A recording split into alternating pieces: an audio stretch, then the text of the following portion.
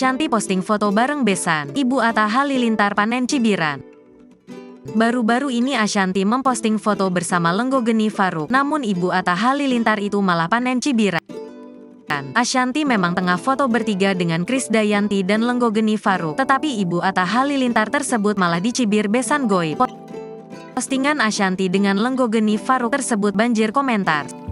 Sebelumnya, diketahui Atta dan Aurel Hermansyah baru saja mengadakan acara pengajian 4 bulanan.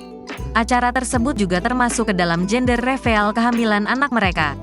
Di tiap acara sebelumnya, memang Gen Halilintar kerap absen dari agenda yang menyangkut keluarga besar. Namun kali ini keluarga Gen Halilintar datang dengan formasi lengkap. Istri Anang Hermansyah itu pun langsung enggan kehilangan momen tersebut. Ia mengunggah foto bersama Krisdayanti dan Geni Faruk.